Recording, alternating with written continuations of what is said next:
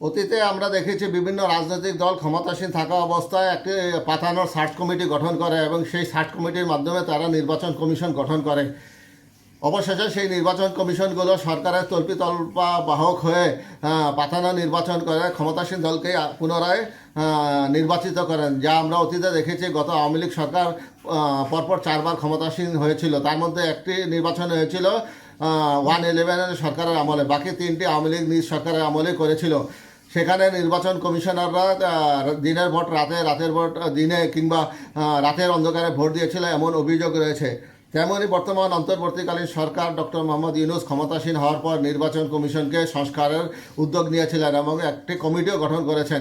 সেই কমিটির আলোকে সার্চ কমিটির আহ্বান করা হয়েছিল, কিন্তু আমরা জানি না সার্চ কমিটিতে তারা কিভাবে নাম নির্বাচন করেছেন। হঠাৎ করে কালকে আমরা দেখলাম যে নতুন নির্বাচন কমিশন গঠন করা হয়েছে এবং এই নির্বাচন কমিশনে আস্থা রাখতে চায় দলগুলো। তাহলে কি দলগুলোর মনোনীতই ব্যক্তিরাই কি নির্বাচন কমিশনে আসীন হয়েছেন, সেটা আমরা ভবিষ্যৎ কর্মপন্থার আলোকেই দেখতে পারবো। যাই হোক, আমরা দেখি অবসরপ্রাপ্ত সচিব এম নাসির উদ্দিনের নেতৃত্বে 5 সদস্যের নতুন নির্বাচন কমিশন গঠন করা হয়েছে। নবনিযুক্ত প্রধান নির্বাচন কমিশনার সিইসি নাসির উদ্দিন প্রথম আলোকে বলেছেন, মানুষ যাতে নিজের পছন্দের প্রার্থীকে ভোট দিতে পারে সেটা নিশ্চিত করতে সব চ্যালেঞ্জ মোকাবেলায় তাদের সর্বোচ্চ চেষ্টা থাকবে।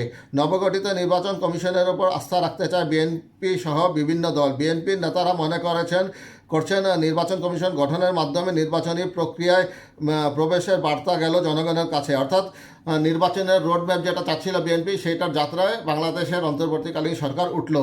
5 জনের নির্বাচন কমিশনে ইসি নাসির উদ্দিন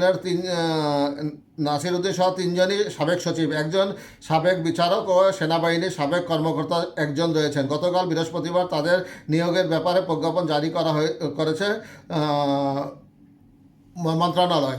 নির্বাচন কমিশনার হিসাবে নিয়োগ পেয়েছেন সাবেক অতিরিক্ত সচিব মোহাম্মদ আনোয়ারুল ইসলাম সরকার, অবসরপ্রাপ্ত জেলা ও দায়রা জজ আব্দুল রহমানেল মাসুদ, সাবেক যুগ্ম সচিব তাহমিদা আহমেদ ও ব্রিগেডিয়ার জেনারেল অবসরপ্রাপ্ত আবুল ফজল মোহাম্মদ সানাউল্লাহ। ছাত্র জনতার অভ্যুত্থানে আওয়ামী লীগের শাসনের পতন হয় 5ই আগস্ট।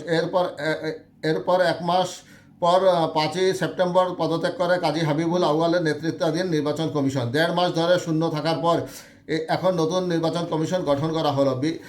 বিএনপি এবং এর মিত্র দলগুলো দ্রুত নির্বাচন কমিশন গঠন করে ভোটের প্রক্রিয়া শুরু করার জন্য অন্তর্বর্তীকালীন সরকারের প্রতি তাগিদ দিয়ে আসছিল। নতুন কমিশন গঠনের পর গতকাল প্রথম আলোকে দেওয়া প্রতিক্রিয়া বিএনপির স্থায়ী কমিটির সদস্য আমির খসরু মাহমুদ চৌধুরী বলেন, নির্বাচন কমিশন গঠনের মাধ্যমে দেশ নির্বাচন এবং গণতান্ত্রিক প্রক্রিয়ায় প্রবেশ করল।